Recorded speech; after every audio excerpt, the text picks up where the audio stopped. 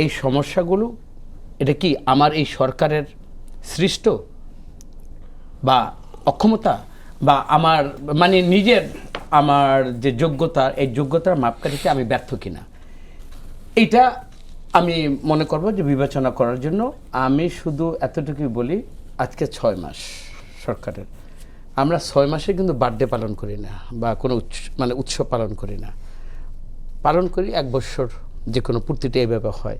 তা আমি প্রথমেই অন্ততপক্ষে 6 মাসের মূল্যায়নের জন্য যদি বিএনপিকে আপনি যদি কাঠগড়ায় দাঁড়া করান, সেটা বিএনপির প্রতি একটু অবিচার করা। না, বিএনপি নিজেই তো অগ্রাধিকারমূলকভাবে 6 মাসের কর্মসূচি দিয়েছে এবং সেটা নিয়ে তারা নিজেরাই না, যে কর্মসূচিগুলো চেয়েছে। দিয়েছে এটার মধ্যে তো তারেক রহমান এক পা পিছিয়ে নেয় এবং তিনি দিনরাত এই যে কর্মসূচিগুলো দিয়েছে জাতির কাছে যা ওয়াদা উনি কি এগুলো করে যাচ্ছেন। এখন করতে গিয়ে ধরুন আমি 1 মণ দুধ আমি সংগ্রহ করলাম কোনো কষ্ট করে, 2-1টা চনা যদি ওই দুধের মধ্যে পড়ে যায় পুরো দুধটাই নষ্ট হয়ে যাবে।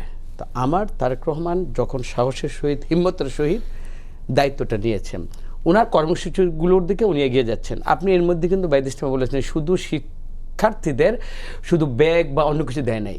আপনার 3 দিন আগে এটা আমার শিক্ষকরা যারা মানে এমপিওভুক্ত যারা, তাদেরকে 2000 কোটি টাকা উইদাউট হ্যাসেল ঘরে বসে SMS এর মাধ্যমে তার এই প্রাপ্তিটা হচ্ছে। বেসরকারি শিক্ষক যারা, বেসরকারি শিক্ষক যারা 70,000 মানুষকে একদিনে উনি এটা দিয়েছেন। দেখেন ওনার যে কর্মসূচির মধ্যে এটা কিন্তু ছিল না, কিন্তু ইন এডিশন উনি কিন্তু এটা করেছেন।